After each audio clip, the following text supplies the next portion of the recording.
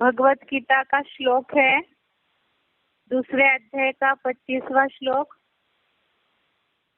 अध्याय सेकंड, श्लोक नंबर 25। श्लोक है अव्यक्तोऽयं चिन्तोऽयम् अविकार्यम् उच्यते तस्माद् देवं विदित्वैनं नानुशोचितुमर्हसि। श्लोक दोबारा एक बार। अव्यक्तोऽयं चिन्तोऽयम् अविकार्यो यम उच्यते तस्मात् देवं विदित्वैनं नानुशोचितुम् अर्हसि। एक बार संधि विच्छेद देखते हैं। अव्यक्त, अयम, अचिंत्य, अयम, अविकार्य, अयम उच्यते तस्मात् एवं विदित्वा एनं न अनुशोचितुम् अर्हसि। संधि विच्छेद दोबारा। अव्यक्त, अयम, अचिंत्य, अयम, अविकार्य, अयम उच्यते तस्मात् एवं विदित्वा एनं न अनुशोचितुम् अर्हसि। अभी शब्दों का अर्थ देखते हैं।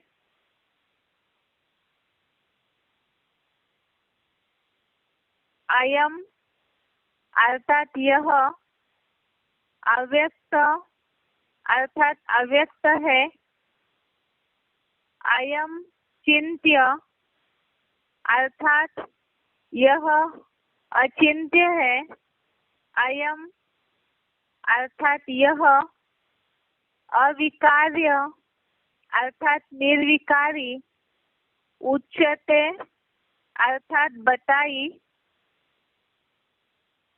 बताई जाती है, तस्मात् अर्थात इसलिए, एनम एवं इसको ऐसा, विदित्वा अर्थात जानकर, अनुशोचितुम अर्थात शोक करने के, न अर्हसि अर्थात योग्य नहीं है। शब्दों का अर्थ दोबारा। अयम अर्थात यह, अव्यक्त अर्थात अव्यक्त है, अयम चिंत्य अर्थात यह अचिंत्य है, अयम अर्थात यह अविकार्य अर्थात निर्विकारी, उच्यते अर्थात बताई जाती है, तस्मात् अर्थात इसलिए, एनम एवं अर्थात इसको ऐसा, विदित्वा अर्थात जानकर, अनुशोचितुम अर्थात शोक करने के, न अर्हसि अर्थात योग्य नहीं है। इस श्लोक का अर्थ है यह अव्यक्त है, यह अचिंत्य है, यह निर्विकारी बताई जाती है, इसलिए इसको ऐसा जानकर शोक करने के योग्य नहीं है। दूसरे अध्याय में जो आत्मा का पार्ट क्लियर किया जा रहा है, आत्मा के गुणधर्म बताए जा रहे हैं भगवत गीता के श्लोकों में। तो इसमें आज के श्लोक में बताया है कि यह अव्यक्त है, अर्थात आत्मा इतनी सूक्ष्म है कि वो इन आँखों से दिखाई नहीं देती है। तो अव्यक्त है, अचिंत्य है, अर्थात चिंतन करने योग्य नहीं है। आत्मा मूल रूप में जो सूक्ष्म बिंदु है, अनुरूप है, अति सूक्ष्म है, तो उस मूल रूप में पॉइंट ऑफ लाइट है, उस मूल रूप में चिंतन करने योग्य नहीं है, अर्थात उसके बारे में चिंतन नहीं किया जा सकता है। कोई भी सांसारिक लोग कोई भी उसके मूल रूप का चिंतन नहीं कर सकते हैं। यह निर्विकारी बताई जाती है, अर्थात मूल रूप में आत्मा जो है जब पंच तत्वों में जब तक कनेक्शन में नहीं आती है तब तक वो मूल रूप में निर्विकारी है, उसके ऊपर कोई भी लेपछेप नहीं लगा हुआ होता है।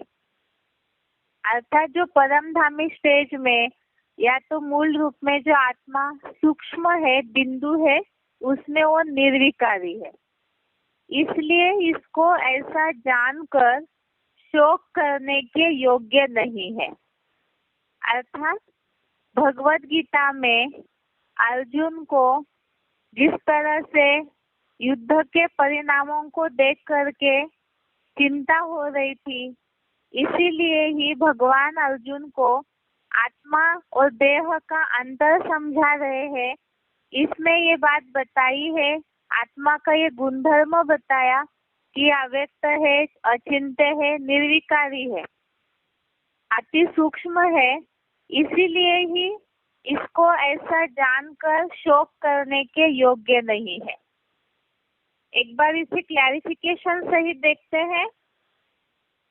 यह अव्यक्त है, यह अचिंत्य है, यह अर्थात आत्मा विनाशी पंचभूतों का संग न रहने पर सदा निर्विकारी बताई जाती है।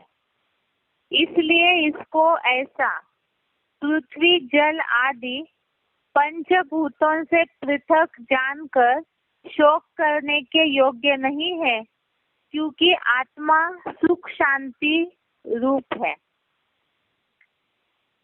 यहाँ जो बात आई है कि आत्मा अव्यक्त अचिंत्य है और साथ में ही निर्विकारी है, तो निर्विकारी आत्मा तब तक है जब तक वो पंचभूतों के संग में नहीं आई है। शरीर जो 5 तत्वों का, पंचभूतों का पुतला कहा जाता है, आत्मा जब तक उससे अलग है, शरीर धारण नहीं किया है, तो तब आत्मा मूल रूप में निर्विकारी है। और प्रकृति जो सत्व रज तम 3 गुणों से प्रसारित होती है और शरीर प्रकृति से बना हुआ है, आत्मा जैसे ही उसके संग में आती है तो उसके ऊपर लेप छेप लगना शुरू होता है। इसीलिए ही इसको माना आत्मा जो है वो पृथ्वी जल आदि पंचभूतों से पृथक अर्थात अलग है। इसीलिए ही इसको ऐसा जान करके शोक करने के योग्य नहीं है।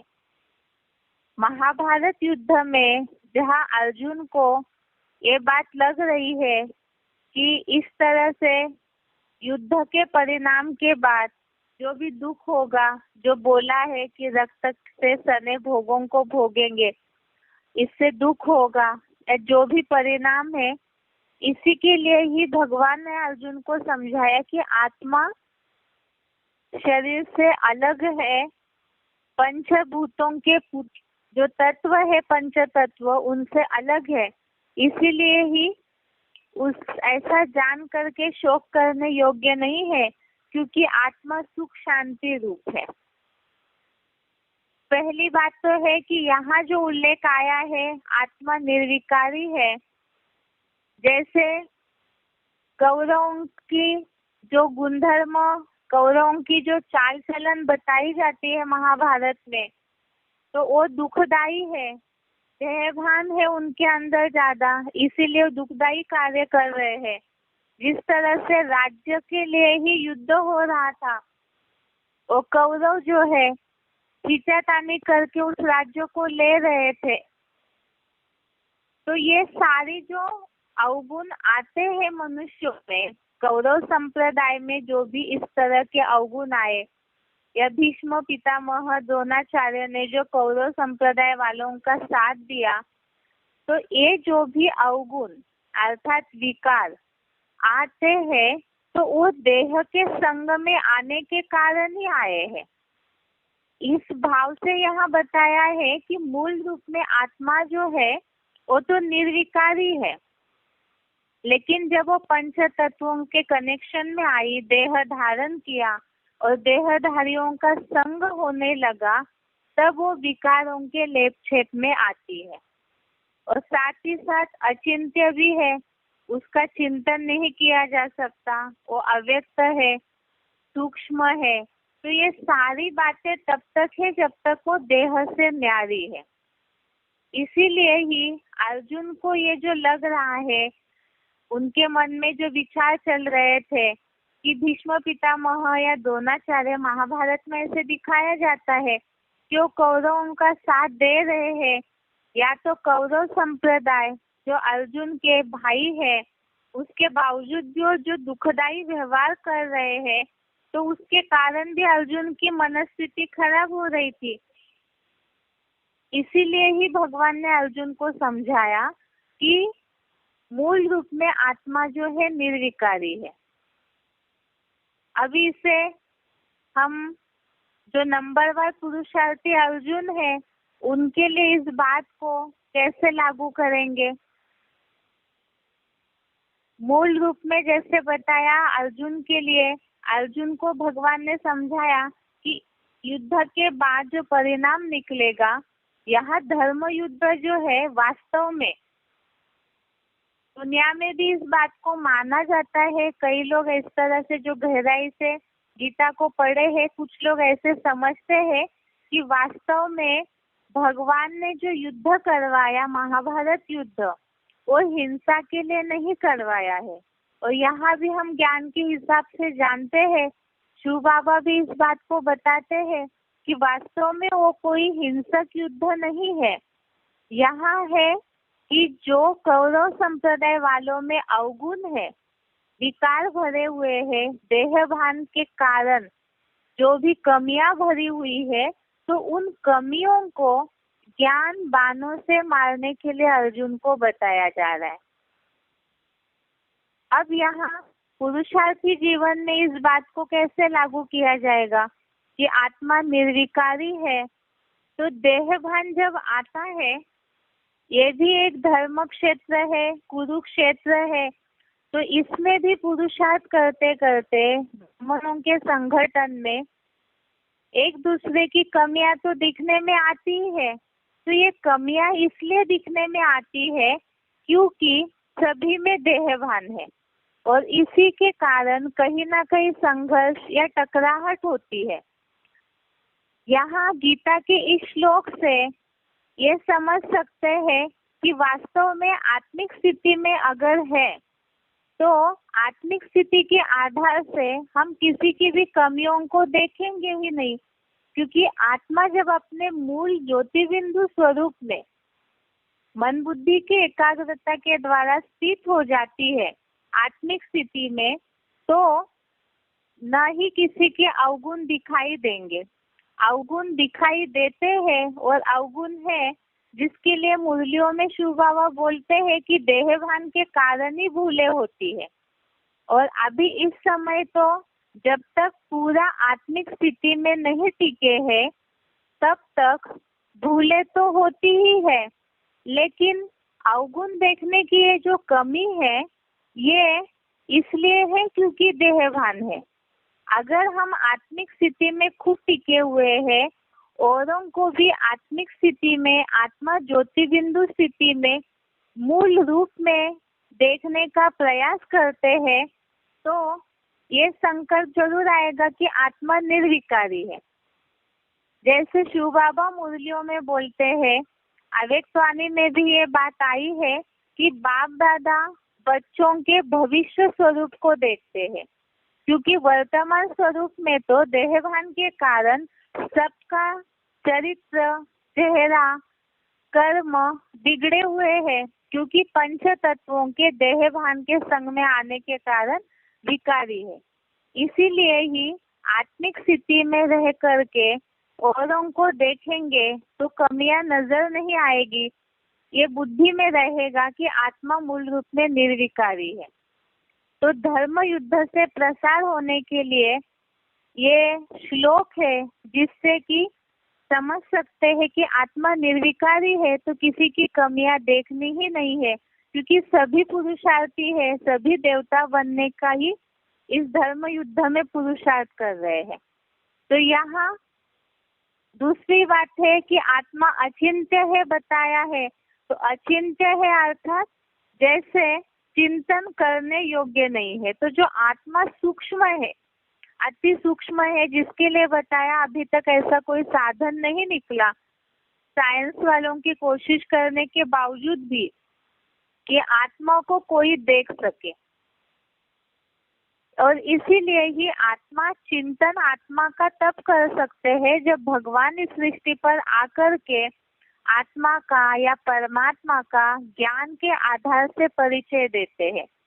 लेकिन मूल रूप में आत्मा का जो रूप है, जैसे देह का साइंस वालों ने विश्लेषण किया है, हर पार्ट का शरीर के विश्लेषण करके बताते हैं, लेकिन आत्मा का इस तरह से कोई भी विश्लेषण करके नहीं बता पाते हैं।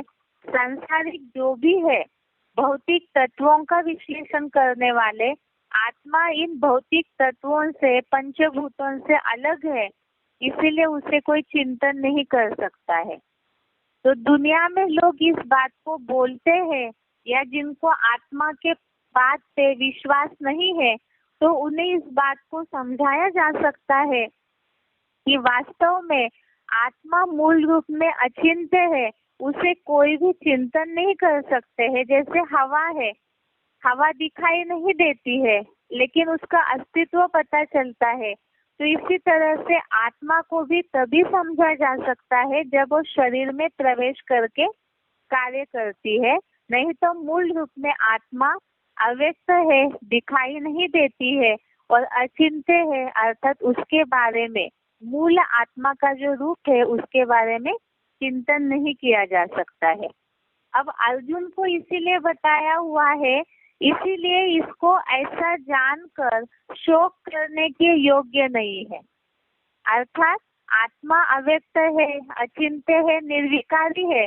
तो ये जो कौरव संप्रदाय वाले हैं, युद्ध के बाद तो इसका रिजल्ट यही है, धर्म युद्ध इसीलिए करवाया जा रहा है ताकि उनके अवगुणों का विनाश हो जाए और मूल रूप में अपने आत्मिक स्थिति में टिक जाए। तो इसीलिए ही युद्ध के परिणाम की बात तो अच्छा ही होगा, इसीलिए ही शोक करने योग्य नहीं है।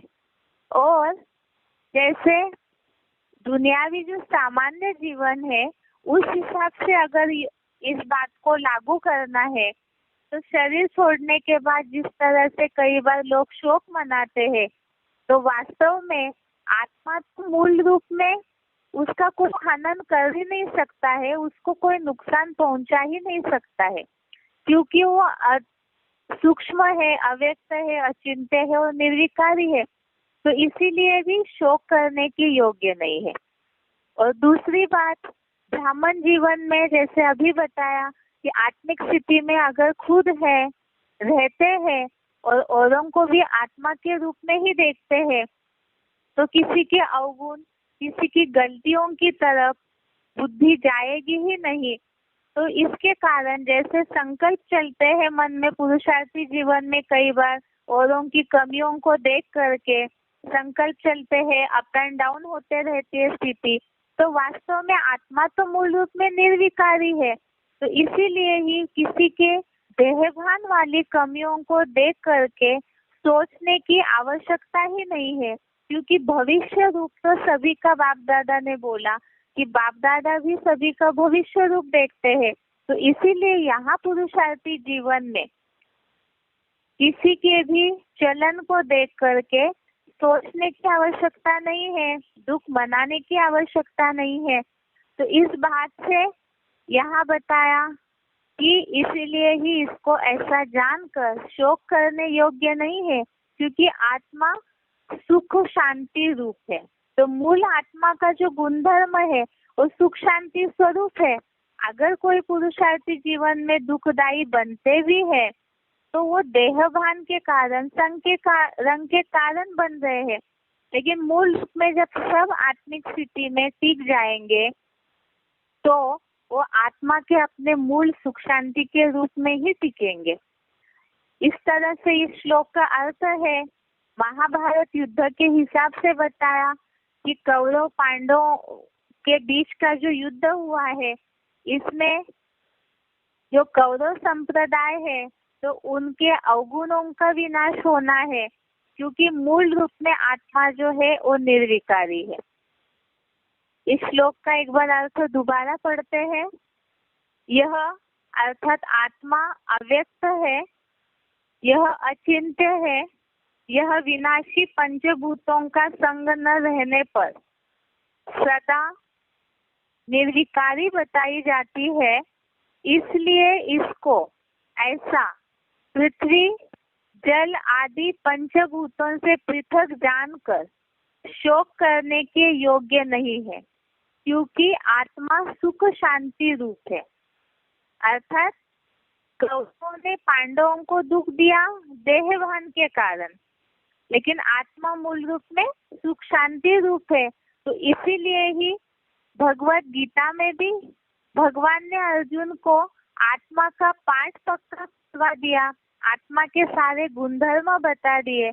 और यहाँ भी शिव बाबा जो पढ़ाई पढ़ा रहे हैं राज्यों की, आध्यात्म विद्या की, तो उसमें भी शिव बाबा यही बता रहे हैं कि मूल रूप में आत्मा है हम, और आत्मिक स्थिति में जितना टिकेंगे, देहभान से न्यारे होने का पुरुषार्थ करेंगे, तो उतना ही आत्मा अपने मूल रूप में सुख शांति स्वरूप में टिक जाएगी। ये आज के श्लोक का अर्थ है। एक बार इसे उच्चारण सहित सुनते हैं।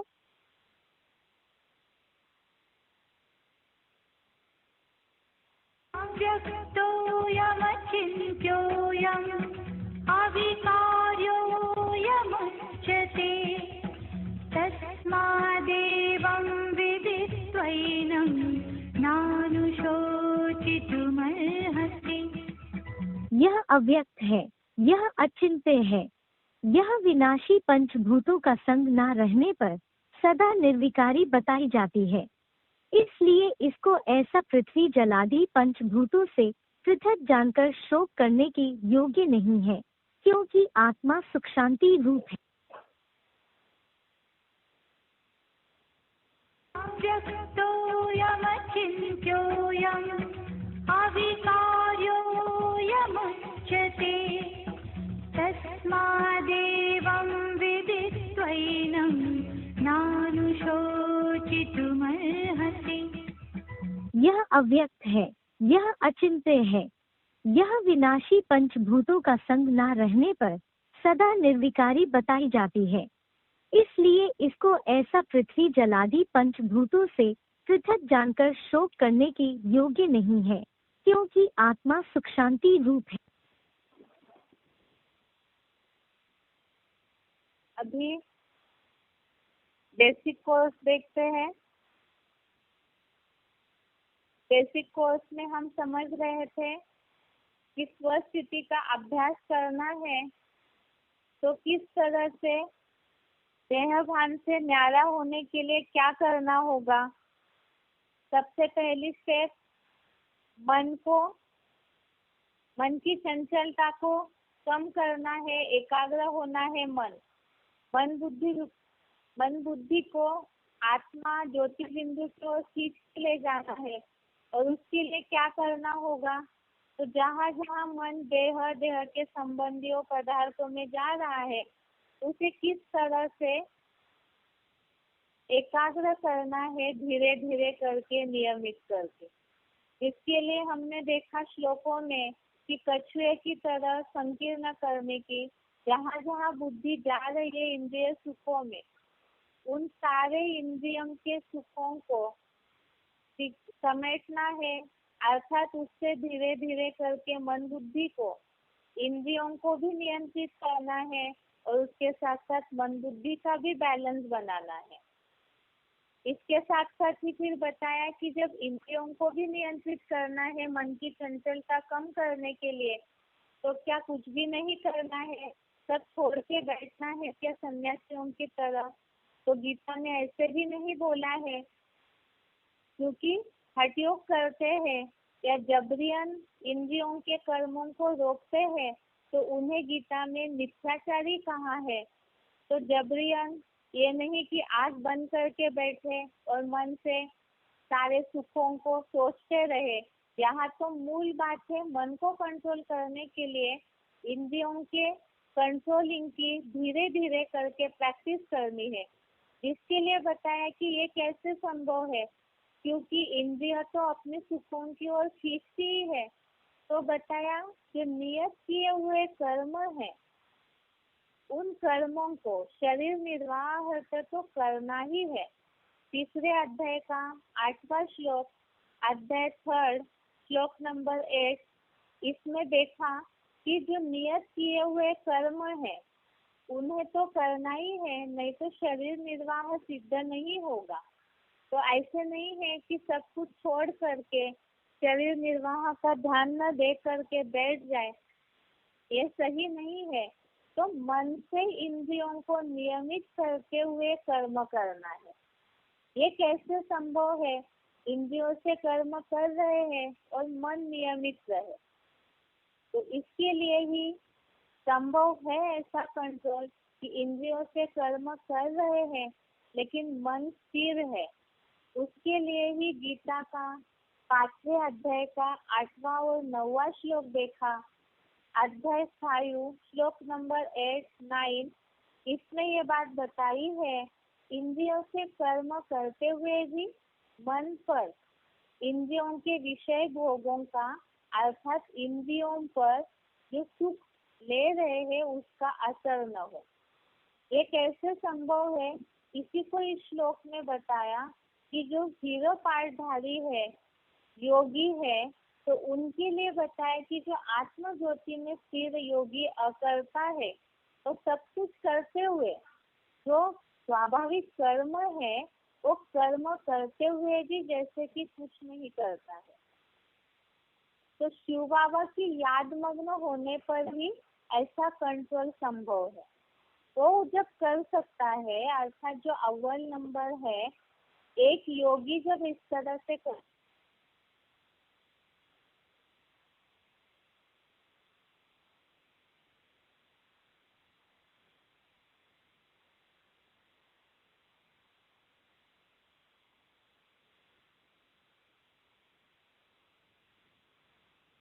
है कि याद के आधार से जिन्हें 23 तत्वों की जानकारी है, तो ज्ञान और कर्मेंद्रियों से कर्म करते हुए भी उसका सुख लेने में बुद्धि रमाए, उनकी बुद्धि जो है उसमें रमन नहीं करती है।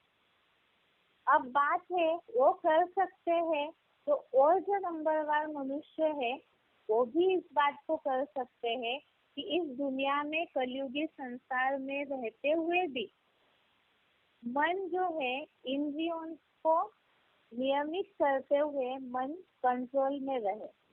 अब ये कैसे संभव है? तो उसके लिए पहले हमें समझना होगा कि मन इंद्रियों के पीछे क्यों भागता है। क्या कारण है कि इंद्रिया जैसे ही हलन चलन करने लगती है वैसे मन के संकल्प उनकी ओर जरूर जाते हैं। ऐसे होता है ना, जो बोला है कि आंखों से कोई भी चीज हम देखते हैं इस दुनिया में तो याद जरूर आएगी, इसीलिए बोला है कि आंखों को कंट्रोल में करना है। ये बस एक उदाहरण बताया जा रहा है, ऐसे हर इंद्रियों के लिए है। तो पहले तो है आंखें, आंखों से कुछ भी देखते हैं तो कहीं ना कहीं आंखों का कर्म होते ही मन में संकल्प जरूर चलते हैं। अर्थात ये है कि इंद्रियों के पीछे मन इसलिए भागता है सुख की चाह में। कुछ अच्छा देखने की इच्छा होती है या तो कानों से कुछ अच्छा सुनने की इच्छा होती है। हर इंद्रियों के लिए यही बात है, सुख लेने के लिए चाहता है मन, और इसीलिए ही इंद्रियों के पीछे मन भागता है। और इसलिए क्योंकि आसक्ति या लगाव है सुख लेने में, इतना अटैचमेंट मन को या इंद्रियों को लगा हुआ है जो हमेशा सुख की चाह की प्यासी है। इसलिए क्योंकि जो शुरुआत का सुख है अतीन्द्रिय सुख, वो लेने की जो आदत हुई है मनुष्य को, वो सुख जब पूरा तरह से नष्ट हो गया तो इंद्रिय सुखों में, बाह्य सुख में, जो बहिर्मुखी इंद्रियां है, तो उन इंद्रियों के सुखों में मन बुद्धि खींची चली जाने लगी। अभी इंद्रियों के सुख के लिए इतनी सारी बातें हम समझ रहे हैं कि मन इंद्रियों के पीछे भागता है इसीलिए दुखी होते हैं, या इसीलिए इंद्रियों को कंट्रोल करना है। तो इंद्रियों का सुख लेने से क्या नुकसान है, इसका कारण क्या है कि ये जो बहिर्मुखी इंद्रियां हैं इनका सुख क्यों नहीं लेना है। तो कल हमने इसमें देखा कि ये इंद्रियों के सुखों में रमन इसलिए नहीं करना है क्योंकि ये जो सुख है शुरू में अमृत के समान लगेंगे। ये मायावी सुख शुरू में अमृत के समान लगेंगे, लेकिन इसका परिणाम विष की तरह होता है। कल जैसे कुछ उदाहरण हमने देखे थे जिज्ञासुओं को समझाने के लिए, वो तो सारी बातें आध्यात्मिक हिसाब से नहीं समझेंगे। इस दुनिया में जिस व्यावहारिक जीवन को जी रहे हैं, रोज का जो जीवन जीते हैं जिज्ञासु दुनियावी लोग, उनको उनकी ही भाषा में समझाना पड़ेगा। जिसके लिए हमने देखा था कि सुख है तो लेते ही रहना चाहिए। आंखों का सुख, आंखें चाहती है अच्छा अच्छा देखे, तो कोई भी कंटिन्यू 24 घंटा टीवी तो नहीं देख पाएगा, 24 घंटा मोबाइल तो यूज नहीं कर पाएंगे। कभी ना कभी मन थक जाता है तो उसे छोड़ देते हैं। ऐसे ही तो लोग इसे कहेंगे कि ये कैसे पॉसिबल है कि एक ही चीज से सुख ले, हम एक ही चीज का मजा ले, आनंद ले। अलग अलग इतने सारे शरीर में इंद्रिया है, तो हर इंद्रिया से अलग अलग प्रकार का जो सुख मिलता है, तो हर इंद्रिया का सुख लेना चाहिए। तो इसका मतलब ये है कि सुख की चाह में, जिससे अच्छा लगे, मन को अच्छा लगे, शांति की महसूसता हो, इसीलिए हर इंद्रियों के सुख के पीछे भागते हैं। वास्तव में बताया कि ये दुखदाई कैसे है, तो एकदम गहराई से अगर सोचेंगे तो जैसे बताया एसी है, एसी का सुख शुरू में लेते हैं, लेकिन अगर लगातार करेंगे तो ये तो सब जानते हैं कि उसमें से जो विषैले तत्व निकलते हैं। फ्रिज है, उसमें भी तो गैस भरा रहता है, उसमें कहीं ना कहीं जहरीला केमिकल रहता ही है। तो ये सारी ही चीजें स्लो पॉइजन की तरह मनुष्य के जीवन में एंटर कर जाती है, प्रवेश कर जाती है, और कहीं ना कहीं मनुष्य को मृत्यु की ओर ले जा रही है। अगर ऐसे न हो, साइंस के साधन जितने सुखदायी है, उसका परिणाम मृत्यु की ओर मनुष्य को खींचे चला जा रहा है। इसका प्रूफ सब जानते हैं कि पहले के लोग, जहाँ साइंस इतना प्रगतिशील नहीं था, तब तो बहुत सालों तक, 100-125 साल तक भी निरोगी होकर के जीते थे। ना कोई इस तरह का भयंकर से कोई बीमारियां हो रही थी। अभी इतनी सारी सुविधाएं होने पर भी मृत्यु का दर, जितनी जनसंख्या बढ़ रही है उतना मृत्यु दर भी बढ़ रहा है। इसका कारण साइंस के सुखों के मनुष्य आदी हो चुका है, भौतिक सुखों के, जिसे लोग सुख समझ रहे हैं, मजा लेना, जीवन का आनंद समझ रहे हैं। वास्तव में वो राजसी सुख है। अब ये बताया कि हर इंद्रिय से सुख लेने की चाह होती है, तो ये तो जैसे हो गया, हमने गीता में देखा है कुछ श्लोकों में कि ये जो आत्मा है बीज है और शरीर जो है पेड़ है। अब इस पेड़ की ये इंद्रिया जो है अलग अलग पत्ते हैं। अब पत्तों को पानी देते रहेंगे तो क्या पेड़ सरसज्ज होगा? मतलब हर इंद्रिय के पीछे, जैसे लोग प्राणायाम कर रहे, बहुत सारे एक्सरसाइज करते हैं, बहुत कुछ करते हैं शरीर के स्वास्थ्य के लिए, शरीर ठीक रहने के लिए और साथ साथ सुख के लिए, इंद्रियों के सुखों के लिए। लेकिन क्या इससे लगातार का, निरंतर का, शाश्वत सुख किसी को मिला है? नहीं मिला है। कोई भी इस बात को नहीं कहेंगे ज्ञान जिनसे भी इस बात का बताया जाएगा तो कोई भी ये बात नहीं बोलेंगे कि हम इससे पूरी तरह से सुदूर है। कुछ समय के लिए, साल 2 साल के लिए हो भी सकता है कि इन सब चीजों के सही रहे, लेकिन कहीं ना कहीं से सभी लोग आज अपने शारीरिक बीमारियों से कुछ ना कुछ परसेंटेज में जरूर परेशान है। अर्थात इंद्रियों का सुख जो है लेते लेते कहीं ना कहीं वो दुखदायी बनता ही है। इसीलिए ही तुलसीदास जी ने बहुत पहले ही बोला कि गो गोचर जहाँ लग मन जाई, तो सब माया जाने हो भाई। इंद्रियों का सुख जो है वो मायावी सुख है। चमक दिखती है लेकिन वास्तव में वो चमक असली चमक नहीं है, वो सिर्फ दिखती है चमक। तो ऐसे क्यों बोला है?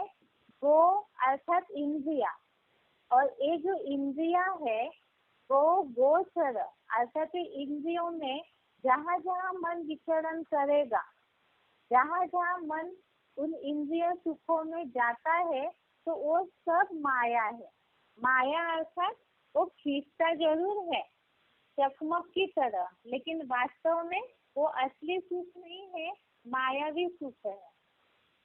इसीलिए ही अब इन सुखों में रमन इसीलिए ही नहीं करना चाहिए क्योंकि उसका परिणाम अंत में दुखदायी होता है। तो जिसका परिणाम अंत में दुखदायी है तो ऐसी चीज को तो छोड़ ही देंगे ना।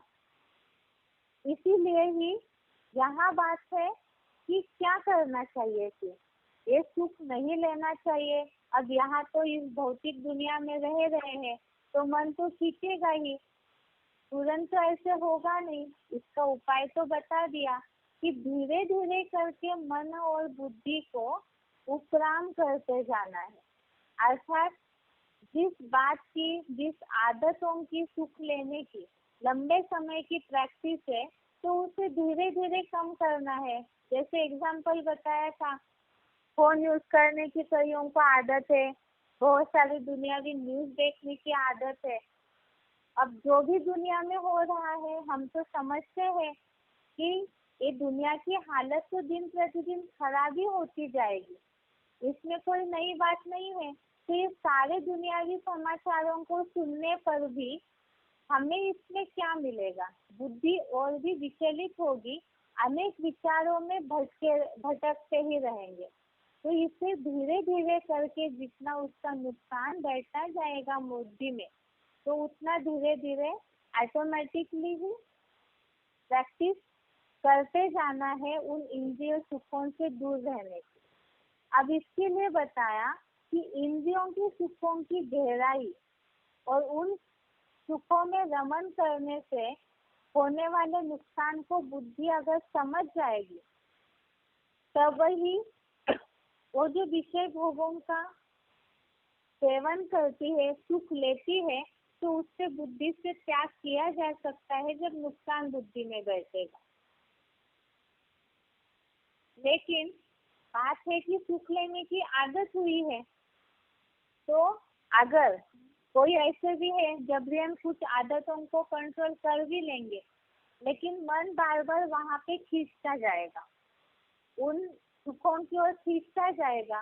मैंने जो बताया कि विषय भोगों को अगर मन से याद करते हैं तो उसमें अटैचमेंट जरूर निर्माण होता है, आसक्ति आती है। अब ये जो आसक्ति है जो बार बार खींच होती है इंद्रियों की सुखों को लेने की, तो वो जो आसक्ति है वो कैसे हटेगी? तो इसका भी गीता में उपाय बताया है। अर्थात जहाँ जहाँ मन इंद्रियों के सुखों के पीछे भागता है, ये बुद्धि में तो बैठ गया माया है, लेकिन फट से तो उसे छोड़ नहीं सकते हैं। और छोड़ भी दे, आंखें है तो देखना बंद भी कर देंगे तो भी जो पहले से देखा हुआ है वो कहीं ना कहीं चलता रहेगा मन में। कानों से जो कुछ भी सुना हुआ है तो वो सब मन में विचारों के रूप में आता रहेगा। अर्थात मन उन बातों को याद करते रहेगा तो आसक्ति निर्माण होती रहेगी, फिर बुद्धि और मन उस इंद्रिय की सुख की ओर भागता रहेगा। यह रिपीटेशन चक्र चलता रहेगा। अब इसके लिए करे क्या? तो इसके लिए ही गीता में इसका उपाय बताया है कि इन इंद्रियों सुखों की विषय भोगों से आसक्ति कैसे हटेगी। जो पता चल गया विषयला परिणाम है, आसक्ति हटाना है, लेकिन वो हटाने का उपाय भी गीता में बता दिया है। ये है दूसरे अध्याय का 59वां श्लोक, अध्याय 2 श्लोक नंबर 59।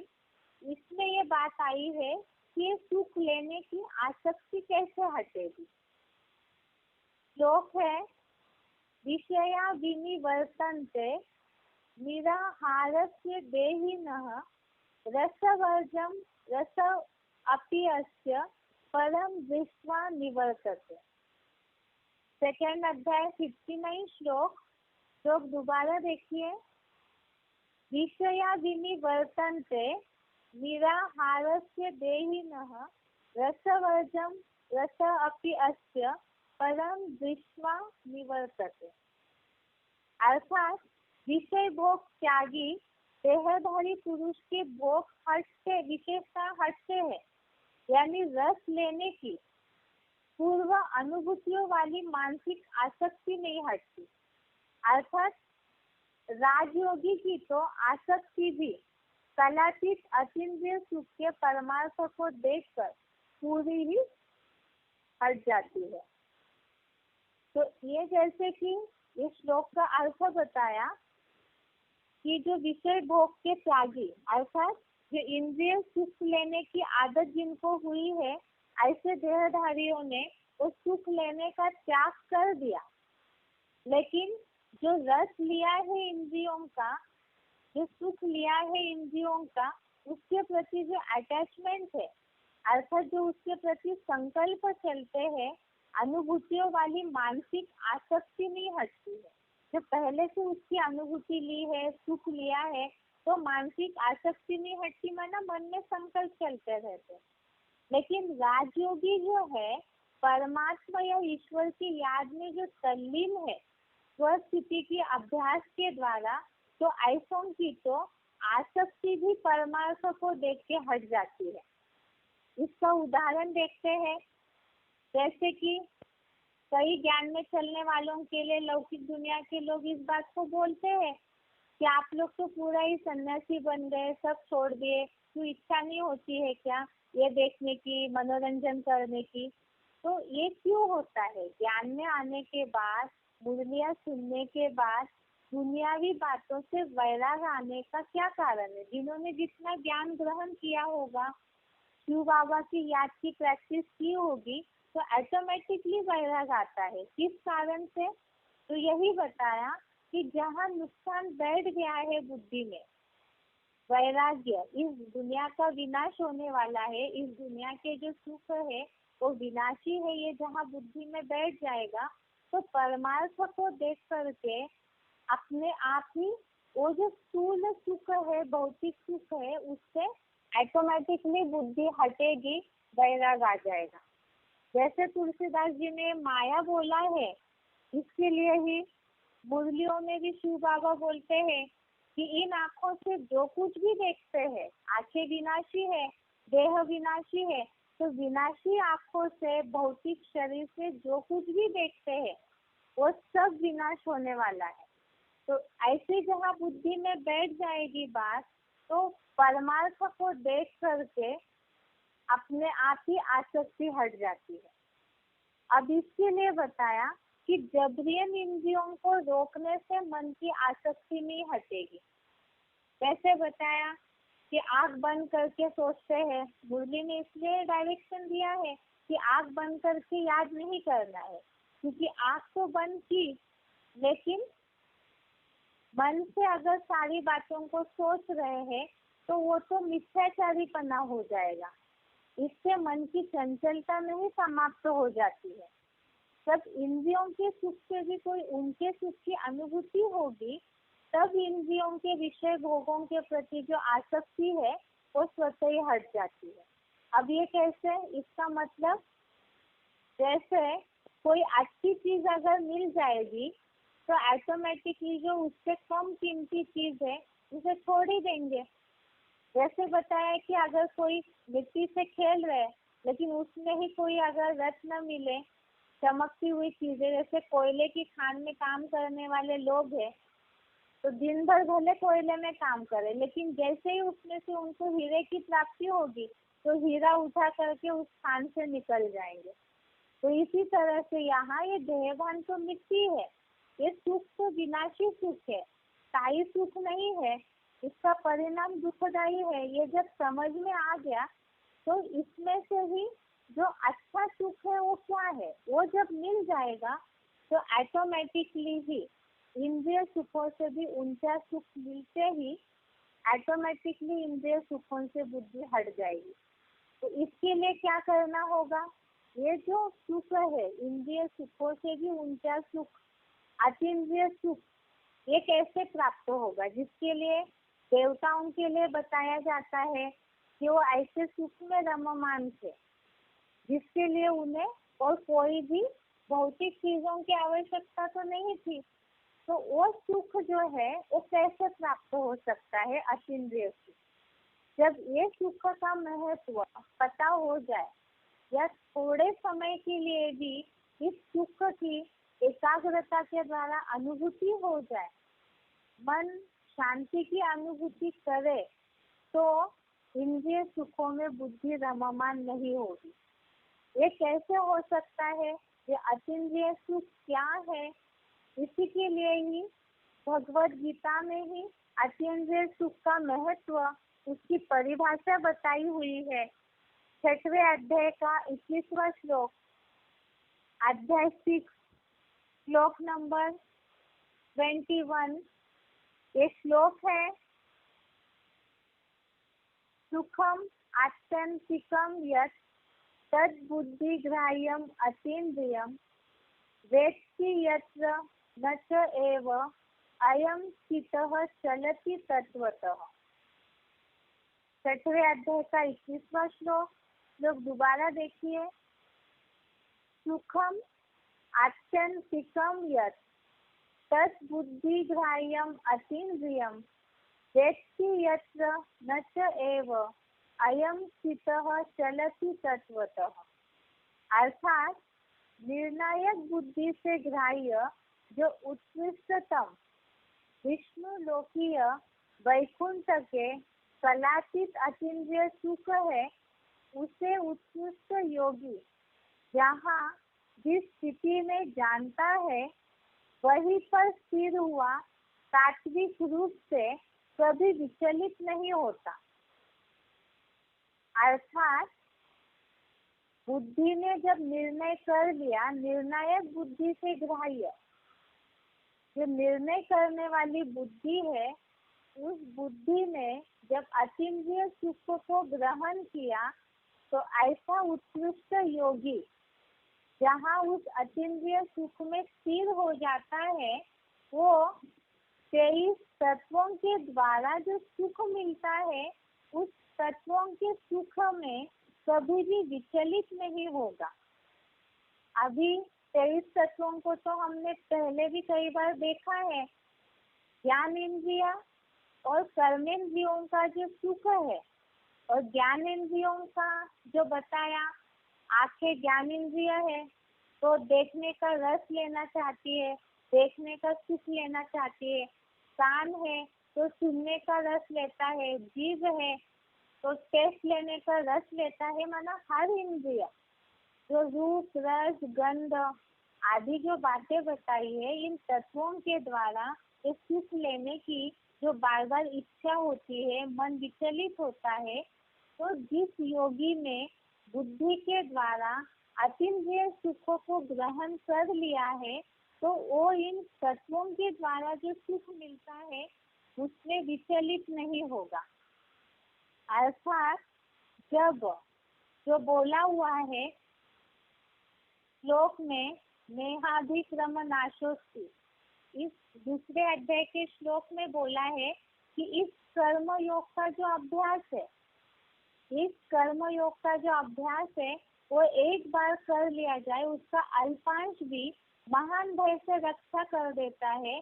तो इसी प्रकार से थोड़े समय में भी अगर एकाग्रता की बिल्कुल तल्लीन होकर के प्रैक्टिस करते हैं और उसमें जो सुख शांति का अनुभव होता है, ऐसे अनुभव जो करते हैं अंदरूनी अंतर्मुखी सदा सुखी वाली सुख शांति का, तो वो फिर ये जो दैहिक तत्वों से इंद्रियों के सुखों से जो बुद्धि विचलित होती है, उसमें उनकी बुद्धि कभी विचलित नहीं होगी। जब इंद्रियों को कछुओं की तरह समेट करके मन बुद्धि रूपी आत्मा को एकाग्र करके ज्योति बिंदु में जो परमात्मा की याद में अपनी बुद्धि को उड़ाते हैं, वो कभी भी इंद्रिय सुखों में विचलित नहीं होंगे। इसी के लिए ही 6वें अध्याय का 22वां श्लोक बताया है, अध्याय 6 श्लोक नंबर 22। इस श्लोक में भी इसका महत्व बताया, यम लब्ध्वा चापरम लाभम मन्यते नाधिकम ततः यस्मिन् स्थितः न दुःखेन गुरु नापि विचाल्यते। श्लोक दोबारा देखिए, अध्याय 6 श्लोक नंबर 22। यम लब्ध्वा चापरम लाभम मन्यते नाधिकम ततः यस्मिन् स्थितः न दुःखेन गुरु नापि विचाल्यते। अर्थात, और जो स्वर्ग के अतीन्द्रिय सुख पाकर उससे दूसरे अधोगामी सांसारिक लाभ को अधिक अच्छा नहीं मानता, जिस विष्णु लोकीय वैकुंठ सुख में स्थित हुआ कल्पांत की महामृत्यु के समय आत्यंतिक महान दुख से भी विचलित नहीं होता। अर्थात यही बताया जो अभी श्लोक बताया था कि इसमें इस कर्म योग का, कर्म करते करते परमात्मा की याद करने का, वह स्थिति के द्वारा परमात्मा याद में तल्लीन होने का जो अभ्यास करते हैं, और उससे जो अतीन्द्रिय सुख अर्थात मन बुद्धि के द्वारा ग्रहण किया जाने वाला जो सुख शांति में सुख है, उस सुख के बाद उसमें जो स्थिर होते हैं, वो कल्पांत में जो महाविनाश वाला दुख है, उस दुख से भी बुद्धि उनकी विचलित नहीं होगी।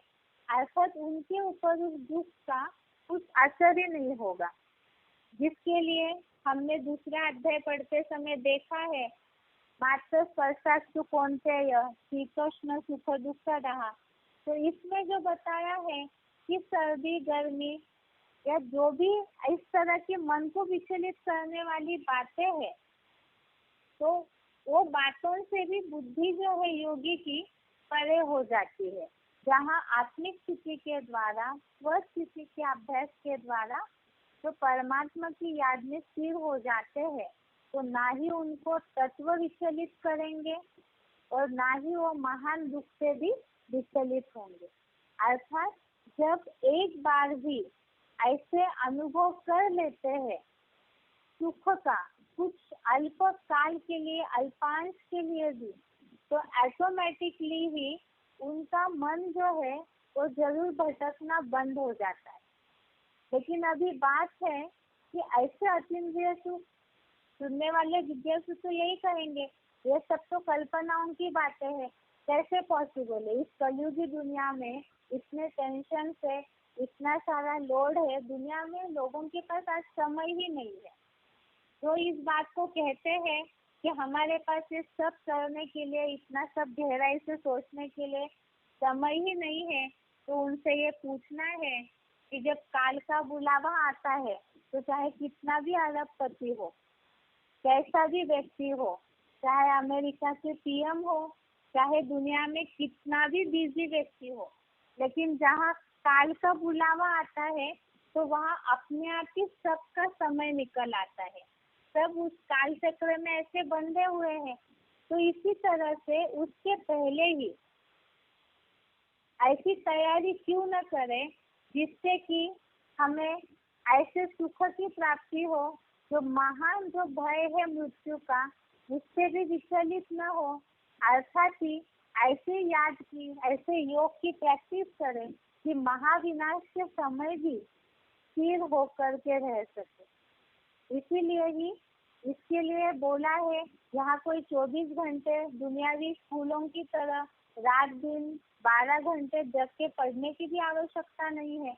तो यहाँ बात है थोड़ा सा अल्प अंश बोला हुआ है, तो थोड़ा सा ही अगर थोड़ी प्रैक्टिस करते हैं तो भी उस सुख से एक बार अनुभूति हो जाती है, तो मन अपने आप ही उस बुद्धि के द्वारा ग्रहण करने वाले सुख की ओर खींचा जाएगा और वो सुख अनुभव करने की प्रैक्टिस हो जाएगी। लेकिन ये अतीन्द्रिय सुख अनुभव कैसे होगा? इस कलयुगी टेंशन वाली दुनिया में क्या इस तरह की प्रैक्टिस संभव है? ऐसे हो सकता है कि इस कलयुगी दुखों की दुनिया में भी ऐसी स्थिति का अनुभव हो सकता है। तो इसके लिए हम मुरलियों के आधार से तो समझते हैं, जो शिव बाबा ने बोला है कि नर्क की दुनिया के बीच में मैं तुम बच्चों को स्वर्ग का वर्षा देता हूँ।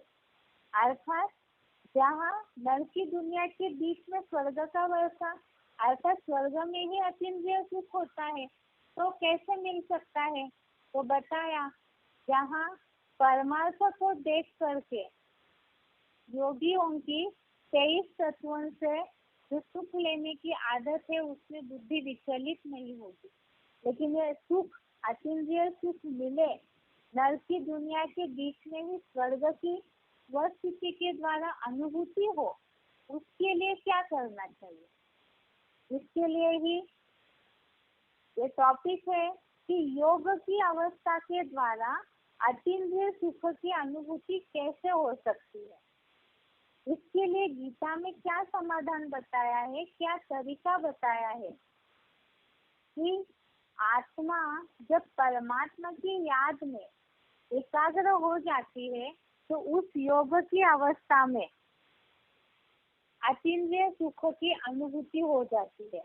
अर्थात मन बुद्धि जहाँ बिल्कुल इंद्रिय सुखों से ऊपर चढ़ जाए, आत्म ज्योति बिंदु में पूरी तरह एकाग्र होके परमात्मा से कनेक्शन जुड़ जाए, तो वो अतीन्द्रिय सुख मन बुद्धि जो है बिल्कुल सुख शांति का अनुभव कर लेगी। एकदम निरंतर जो शाश्वत शांति है जिसे कोई हिला नहीं सकता है, ऐसे शांति की उस योगिक अवस्था में अनुभूति होती है। वो कैसे होगी? उसके लिए ही गीता में 7वें अध्याय का 19वां श्लोक बताया है। अध्याय 6 श्लोक नंबर 19। ये श्लोक है, यथा दीपो निवातस्थो न इंगते सोपमा स्मृता योगिनो यत चित्तस्य युञ्जतो योगम आत्मनः। अध्याय 6 श्लोक नंबर 19 श्लोक है, यथा दीपो निवातस्थो न इंगते सोपमा स्मृता योगिनो यत चित्तस्य युञ्जतो योगम आत्मनः। अर्थात जैसे निर्वात स्थान में दीपक खिलता नहीं, वैसे वशीभूत चित्त वाली आत्मा का लगाव परमात्मा से जुड़े तो योगी की वह उपमा याद की जाती है। जैसे दीपक है जहाँ बिल्कुल हवा नहीं आती होगी, निर्वात स्थान पे दीपक रखा हुआ है तो उसकी लौ जो है वो बिल्कुल स्थिर हो जाती है। तो इसी तरह से जिन्होंने अपने मन बुद्धि को वशीभूत कर लिया है, एकाग्र कर लिया है, ऐसे आत्मा का लगाव परमात्मा से जुड़ जाए तो योगी की वह दीपक की तरह मन बुद्धि जो है बिल्कुल स्थिर हो जाएगी और ऐसी स्थिर होने से अतीन्द्रिय सुख की अनुभूति होगी। अर्थात जैसे शिव बाबा मुरलियों में उदाहरण देते हैं कि अगर कोई महबूबा की याद में रास्ते से जा रहा है कारखाने की ओर और उसको कोई भी दिखाई नहीं देता है, कोई पूछे भी तो भी वो बता नहीं पाएगा कि उसने रास्ते में किसको देखा। तो ऐसी इस दुनिया में रहते हुए भी जो भगवान की याद में इतने स्थिर हो जाए कि दुनियावी बातें उनके ऊपर असर ही न करे, अब यहाँ यही बात है कि हम दुनियावी न्यूज देखते रहे, इंटरनेट के सारे समाचार कलेक्ट करते रहे, तो अभी तो ये प्रैक्टिस नहीं है कि सब कुछ सुनते देखते हुए भी मन ऊपर उड़े। तो इसके लिए ही इंद्रियों को कंट्रोल करने की आवश्यकता है और इस दुनिया में रहते हुए लगातार परमात्मा की याद में जहाँ बुद्धि उड़ती रहेगी तब वही मन बुद्धि स्थिर हो जाएगी। और ऐसे विस्तृत चित्त वाले के लिए ये उपमा, ये उदाहरण, ये एग्जाम्पल या उनकी तुलना की जाती है दीपक की तरह कि उसकी लौ खिलती नहीं है। और जब ऐसे स्थिर हो जाएगी मन बुद्धि तब उस अतीन्द्रिय सुख की अनुभूति होगी। इसी के लिए ही दूसरा श्लोक भी बताया है, 6वें अध्याय का 20वां श्लोक, अध्याय 6 श्लोक नंबर 20, यत्र उपरमते चित्तम निरुद्धम योग सेवया यत्र च एव आत्मना आत्मानं पश्यन् आत्मनि तुष्यति।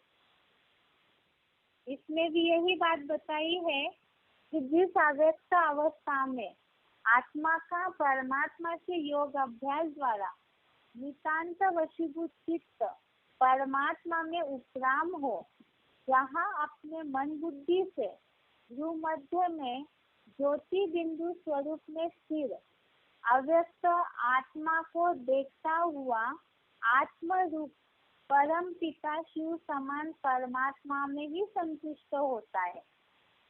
ऐसे एक दिन में ही नहीं होगा। ये तो बताया कि जैसे पहली बार कोई ज्ञान में आते ही थोड़ी सी भी प्रैक्टिस करते हैं आत्मा ज्योति बिंदु समझने की, तो कईयों का ये अनुभव है कि पहली प्रैक्टिस में ही कहीं ना कहीं अनुभूति हो जाती है। जिसे शिव बाबा बोलते हैं कि फाउंडेशन में ही आत्मिक स्थिति की प्रैक्टिस होनी चाहिए।